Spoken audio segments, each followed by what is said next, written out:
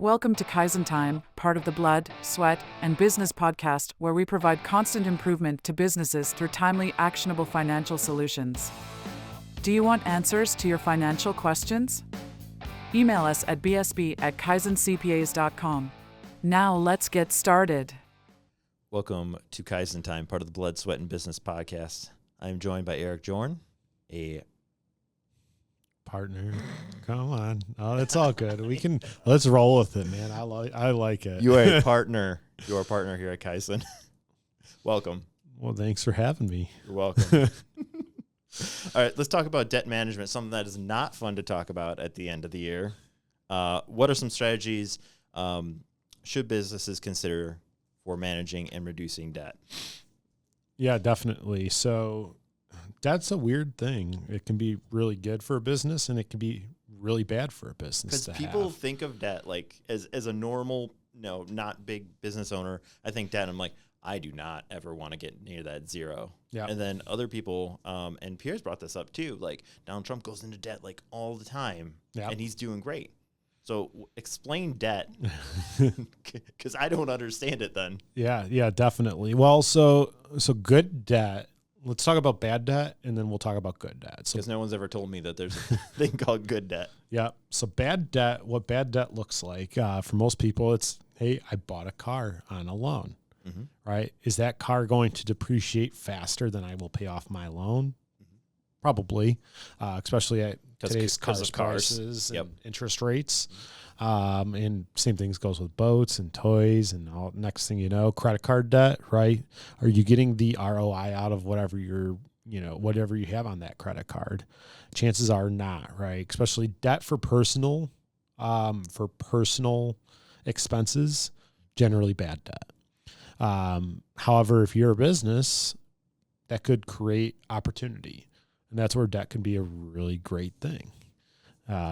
Let's just take, for example, a couple years ago, we had these economic injury disaster loans. Okay. EIDL loans. They were 30-year amortization, meaning you repaid it over 30 years at a 3.75% interest rate.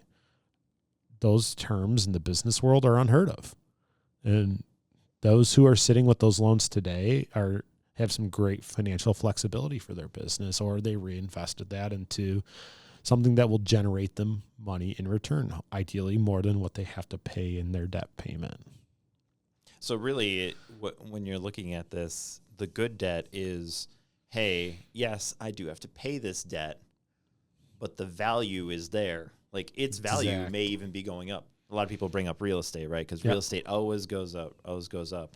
And right now, rates are insanely high in comparison to what they used to be. Yep. So when you look at, hey, I purchased this a while ago, all of a sudden it's skyrocketing, right? That's the good debt. Exactly. I mean, and you brought up real estate, right? Real estate's probably the most common way to do it. It's an opportunity where you can leverage your investment, meaning, hey, I buy a property for X, maybe I fix it up, turn it into a rental income producing property. Now it's worth Y, greater amount. I can re-leverage that asset and go buy another. So the same thing. So you're saying that's why people basically gobble up real estate whenever they can. Yeah. If you got the principal, just get it. Yep. Because eventually it'll be worth something. And it's very easy to leverage because you have something tangible to secure that debt with, right? When you have real estate to secure debt, the interest rate's going to be better. It's going to be easier to get a loan done.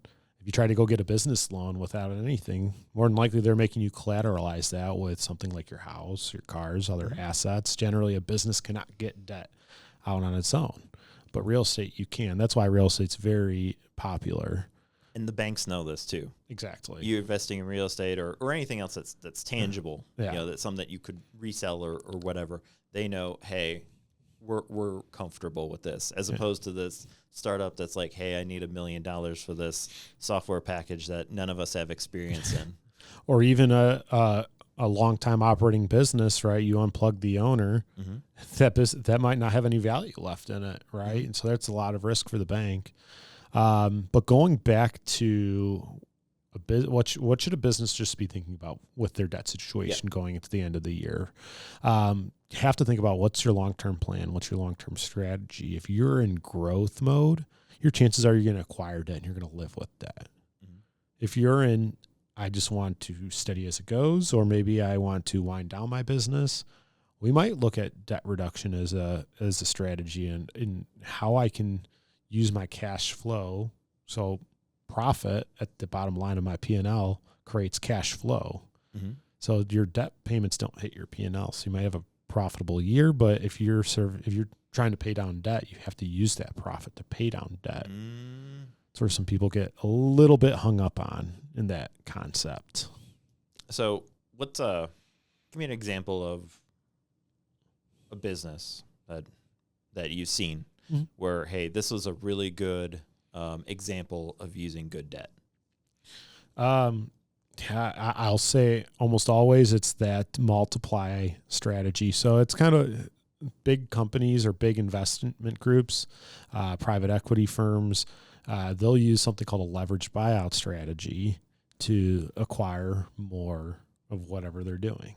Okay, so they're basically, let's say, building another location. Exactly, right? So, hey, I built my first location. Say maybe I used cash or maybe I had a loan on it, but I went from minimal value to a lot of value. Okay. And now I'm going to leverage all that value I created to do it again. Makes sense. Then I'm going to do it again. And then I'm going to do it again. And banks seem to be pretty good with that because they feel comfortable with it. Exactly. Proving you can do it. Okay. And as long as these businesses that you're multiplying create the cash flow needed to service that debt or maybe aggressively service that debt, you're going to end up in a really good position where you're going to create assets without taking cash out of your own pocket, because cash liquid capital is one of the hardest things for a business to generate. When you can leverage it, now all of a sudden you have a lot more power, right? You know, every dollar of liquid capital turns into, say, $10 of leveraged capital. Okay. So now let's flip that around. What is a good example of someone using bad debt badly, I guess? Oh, yeah. So don't do this. This is not advice. If there was ever advice, this is not it. I'll tie this in with the year-end tax planning. So there are business owners out there that hate paying taxes to the point. This is not a good tax strategy. This is not a good tax strategy either, but I will reiterate this all the time. So some business owners hate paying taxes so much that they will use a deduction. They will go out, take a loan, and this is usually how it goes. Mm-hmm. I'm going to go out, get a loan to buy a truck. Okay. That way I can wipe out all my income. Mm-hmm. Great. I paid $0 in tax. I feel good about that. Except when I realized that zero, right? Yeah. Except I'm paying now 7% interest on a loan to buy a truck to get a 10% tax deduction because that's the lowest tax bracket that you may probably use to pay zero tax. Okay. So I'm paying 7% in interest when I could have paid 10% in tax and held on to my cash. But now I got a loan I got to pay. I used all my deductions up here. So all of a sudden, all that flexibility that you could have had because you would have had some cash in hand is gone. Because you had to buy a new truck because you didn't want to pay tax. And all of a sudden, what if something else happens, right?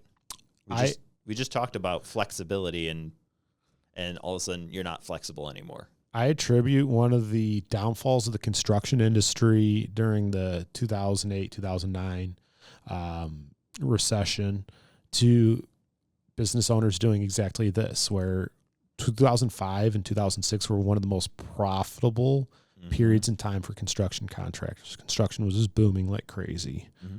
Well, they didn't want to pay tax, so they leveraged out, because they could grow their business. They had the need for the equipment, so they did make somewhat sound business decisions, but they were growing extraordinarily fast. So that's short-sighted, though. They're thinking, hey, we're growing so fast, we need all this stuff. Yes. They didn't think about the long haul. Yep, and they became over-leveraged because they implemented this buy equipment strategy to grow, but also to aggressively not pay tax on the huge amount of profits they were making because it was a good time. Yep. And then all of a sudden, everything crashed, and your cash flow dropped. Just and tanked. If I'm very over leveraged and my income tanks, that puts me in a really bad position and I go out of business. Mm-hmm. So we saw that happen quite a bit in those years. So when you think about that strategy, using leverage to create opportunity, you have to think, okay, what is my worst case scenario? Like what would have to happen in the marketplace to make it so I cannot pay this debt? Mm-hmm. And you have to have that understanding of like, this is my floor. If I can't meet this, then I am going out of business. And is that a risk worth the reward? So you got to be comfortable with what you're deciding. Exactly. And as with everything that we discuss, there's got to be that long-term strategy. You got to really think about it. Yeah. I mean, unfortunately, the fallacy for a lot of business owners is I got to solve a today problem, and really you're kicking the can down the road for tomorrow. Well, the problem's staring them right in the face. Like, oh, how do I solve this? How can I address it so it goes away? Yep. And good debt may be the better option. Exactly. Yeah, and there's lots of opportunity for good debt out there. Real quick, as we wrap up, what are some other examples of good debt that you've seen that work? I mean, buying the real estate in which your business operates in. To me, it's a no-brainer. If you have the opportunity to do it, it's almost a no-brainer. Yep. Because I mean, either you're paying a landlord or you're paying yourself, and you're building some equity. And if you can build equity at the same time, the value of that building increases. Now you create opportunity to re-leverage that debt, or now you end up with an asset, right? It's another form of retirement that you have at the end of your business life. You say you're done, you have it, right?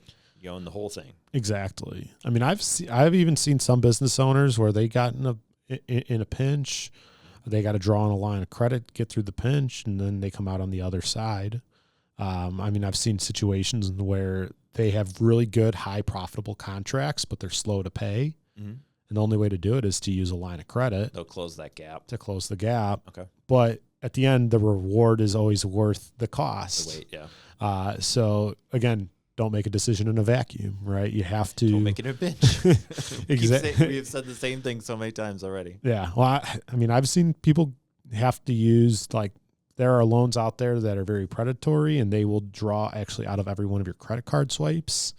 And they will charge something like 30% interest on it. But it's gotten people through the tough times. A tough time. And as long as they have a realistic plan of what the other end looks like, and it's achievable, you can use some bad debt to get out of bad situations, but I don't think it's ideal. A long-term strategy. Yeah, I think you're better off taking a balanced approach. Don't get overzealous with the amount of leverage you're going to use.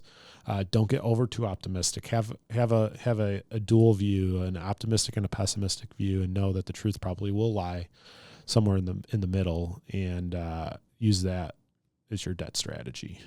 Any other forms of good debt that people should be kind of looking out for?